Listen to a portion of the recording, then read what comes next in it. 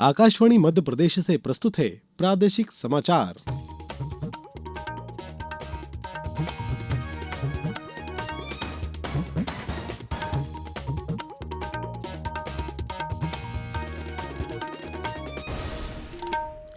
नमस्कार, समाचारों के साथ मैं शरद बाघेला।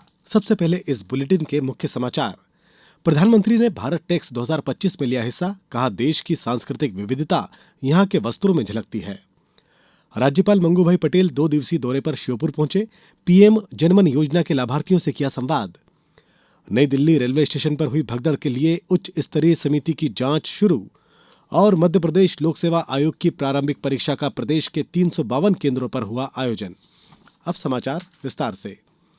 प्रधानमंत्री नरेंद्र मोदी ने आज नई दिल्ली के भारत मंडपम में भारत टेक्स 2025 में हिस्सा लिया। श्री मोदी ने इस अवसर पर कहा कि फार्म, फाइबर, फैब्रिक, फैशन और फॉरेन का विजन एक मिशन बन गया है और ये भारत के विकास के विभिन्न क्षेत्रों का विस्तार कर रहा है। प्रधानमंत्री ने प्रदर्शनी स्थल का भी दौरा किया और प्रदर्शकों से बातचीत की। भारत टेक्स 2025 एक प्रमुख वैश्विक कार्यक्रम है। इसका आयोजन 14 से 17 फरवरी तक आयोजित किया जा रहा है। प्रधानमंत्री ने कहा कि भारत आज छठा सबसे बड़ा कपड़ा और परिधान निर्यातक देश है। उन्होंने कहा कि कपड़ा क्षेत्र में भारत का निर्यात वर्तमान में 3 लाख करोड़ रुपए है और इसे 2030 तक 9 लाख करोड़ रुपए तक पहुंचाने का लक्ष्य है। प्रधानमंत्री नरेंद्र मोदी ने कहा कि भारत की सांस्कृतिक विविधता देश के विभिन्न भागों में बनने वाले वस्त्रों में झलकती है। भारत टैक्स के इस आयोजन में हमारे परिधानों के जरिए भारत की सांस्कृतिक विविधता के भी दर्शन होते हैं। पूरब से पश्चिम, उत्तर से दक्षिण, कितने तरह के पारंपरिक परिधान हैं। एक एक परिधान के कितने कितने प्रकार हैं। ये सही समय है ऐसे आयोजनों के जरिए हमारी ये विविधता और विशेषता वस्त्र उद्योग के विस्तार का भी माध्यम बने। राष्ट्रपति द्रौपदी मुर्मू ने आज नई दिल्ली में आदि महोत्सव 2025 का उद्घाटन किया। इस अवसर पर राष्ट्रपति मुर्मू ने कहा कि देश में जनजाति लोगों की परंपराएं और जीवन शैली देश की संस्कृति को समृद्ध करती है। उन्होंने कहा कि इस वर्ष के बजट में आदिवासी कल्याण के लिए आवंटन राशि में 3 गुना वृद्धि की गई है। आदिवासी समाज का उत्थान होगा तभी देश विकसित होगा। आदि महोत्सव का उद्देश्य भारत के आदिवासी समुदायों की जीवन संस्कृति, विरासत और आर्थिक क्षमता का उत्सव मनाना और उसे प्रदर्शित करना है।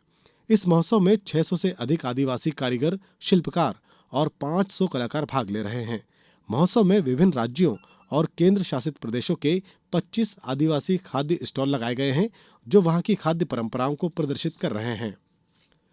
राज्यपाल मंगूभाई पटेल ने आज श्योपुर के आदिवासी विकासखंड कराहल के ग्राम पनवाड़ा में पीएम जनमन योजना के लाभार्थियों से संवाद करते हुए कहा कि देश के प्रधानमंत्री नरेंद्र मोदी द्वारा अनुसूचित जनजाति के उत्थान और उनकी बुनियादी सुविधाओं में और अधिक बढ़ोतरी के लिए 24,000 करोड़ रुपए की पीएम जनमन योजना शुरू की है।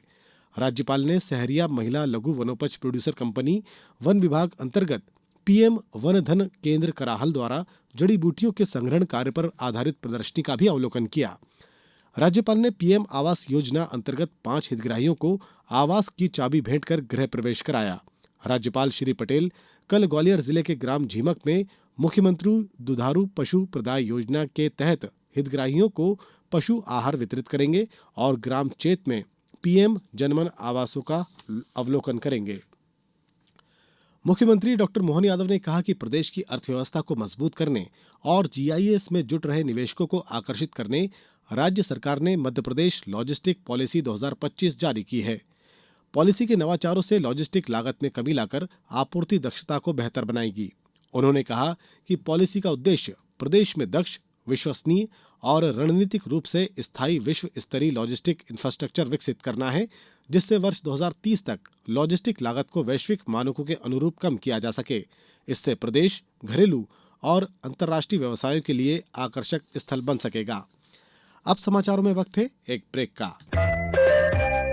ये समाचार आप आकाशवाणी मध्य प्रदेश से सुन रहे हैं। ये समाचार बुलेटिन YouTube पर Madhya Pradesh news All India Radio channel पर और फेसबुक साथ ही एक्स प्लेटफॉर्म पर AIR न्यूज भोपाल पेज पर सुने जा सकते हैं। इसके अलावा आप हमारी वेबसाइट newsonair.gov.in पर अथवा न्यूज ऑन AIR ऐप पर भी समाचार सुन सकते हैं। ब्रेक के बाद समाचारों में एक बार फिर आपका स्वागत है। नई दिल्ली रेलवे स्टेशन पर हुई भगदड़ की जांच उच्च स्तरीय समिति ने शुरू कर दी है। उत्तर रेलवे के मुख्य जनसंपर्क अधिकारी हिमांशु शेखर उपाध्याय ने बताया कि इस भगदड़ में 18 लोगों की मौत हुई है और 13 लोग घायल हुए हैं। घायलों को नई दिल्ली के लोक नारायण जयप्रकाश अस्पताल में भर्ती कराया गया है। अस्पताल के हेल्पलाइन नंबर 9873617028 और 01123501207 है। मुख्य जनसंपर्क अधिकारी ने कहा कि हादसे के शिकार पीड़ितों के लिए रेल मंत्रालय ने मुआवजे की घोषणा की है, जिसके अनुसार मृतकों के परिजनों को 10-10 लाख, गंभीर रूप से घायलों को 2.5 लाख और मामूली रूप से घायलों को 1-1 लाख रुपए का मुआवजा दिया गया है।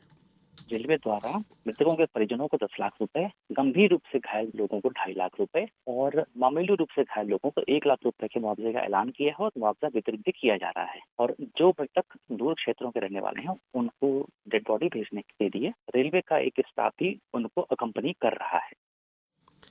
महाकुंभ के दौरान आने जाने वाले दर्शनार्थियों के लिए मैहर जिले में बनाए गए अस्थायी कैंप खेरवासानी और झुकेई को आज जिला कलेक्टर रानी बाटड़ ने निरीक्षण किया। इस दौरान यात्रियों के खाने पीने और विश्राम संबंधित व्यवस्थाओं का जायजा लिया गया। इसी तरह सतना में रीवा कमिश्नर बीएस जामोद ने सतना रेलवे स्टेशन का निरीक्षण कर यात्रियों की सुरक्षा और सुरक्षित आवागमन के लिए की गई व्यवस्थाओं का जायजा लिया। मध्य प्रदेश लोक सेवा आयोग की राज्य सेवा और वन सेवा प्रारंभिक परीक्षा 2025 आज 18 विभागों के 158 प्रशासनिक पदों पर भर्ती के लिए प्रदेश के सभी जिला मुख्यालयों में निर्धारित परीक्षा केंद्रों पर 2 सत्रों में आयोजित की गई। प्रारंभिक परीक्षा के लिए आयोग को 1,18,000 आवेदन मिले। इनके लिए 52 जिलों में 342 परीक्षा केंद्र बनाए गए थे। परीक्षा में गड़बड़ी रोकने के लिए आयोग ने इस बार रिटायर्ड पुलिस और प्रशासनिक अफसरों को ऑब्जर्वर बनाया था। शिवपुरी में 4 केंद्रों पर यह परीक्षा शांतिपूर्ण तरीके से संपन्न हुई। परीक्षा के लिए डिप्टी कलेक्टर विजेंद्र यादव को नोडल अधिकारी बनाया गया था। यहां पर 1,264 परीक्षार्थियों ने परीक्षा दी। जबलपुर में कुल 7,610 अभ्यर्थी शामिल हुए। परीक्षा 2 सत्रों में आयोजित की गई। शहर में 23 परीक्षा केंद्र बनाए गए। धार में राज्य सेवा प्रारंभिक परीक्षा का आयोजन 7 केंद्रों पर किया गया। इसमें कुल 1,583 परीक्षार्थियों ने परीक्षा दी। गुना जिला मुख्यालय के 5 परीक्षा केंद्रों पर 1,411 परीक्षार्थियों ने परीक्षा दी। लोक निर्माण विभाग मंत्री राकेश सिंह ने आज हाटपिपलिया विधानसभा क्षेत्र के लगभग 14 करोड़ 50 लाख रुपए के निर्माण कार्यों का भूमि पूजन और लोकार्पण ग्राम पंचायत केलोद में आयोजित कार्यक्रम के दौरान किया। लोक निर्माण मंत्री श्री सिंह ने कहा कि सड़क केवल आवागमन का साधन नहीं बल्कि जनता की समृद्धि का द्वार होता है।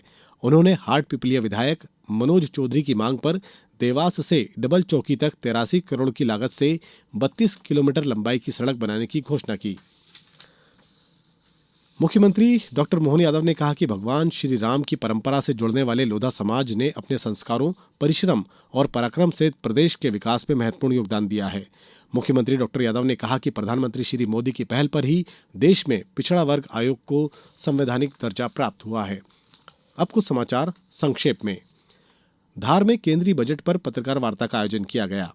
इसमें राज्यसभा सांसद कविता पाटीदार ने कहा कि इस बजट में विकसित भारत के साथ आत्मनिर्भर भारत की संकल्पना की गई है। जिला शिक्षा केंद्र नर्मदापुरम के नवाचार सीटी बजाओ बच्चे बुलाओ को कल दिल्ली के हेवीवेट सेंटर में आयोजित राष्ट्रीय स्तर के कार्यक्रम में प्रतिष्ठित राष्ट्रीय स्कॉच अवार्ड से सम्मानित किया गया।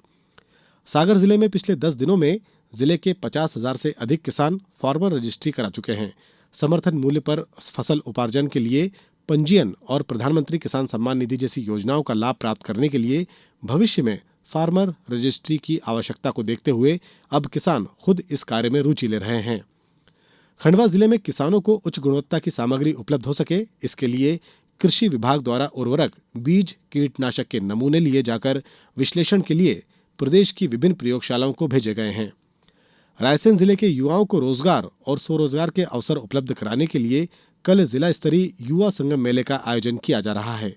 यह युवा संगम मेला graphite higher secondary school Mandideep में सुबह 11 बजे से आयोजित होगा। और सीहोर जिले में आज उल्लास नवभारत साक्षरता कार्यक्रम के तहत बुनियादी साक्षरता एवं संख्यात्मक परीक्षा का आयोजन किया गया। इस परीक्षा में सीहोर जिले में 24,160 नव साक्षर इस परीक्षा में शामिल हुए। इसी के साथ इस बुलेटिन में बस इतना ही। दीजिए अनुमति। नमस्कार।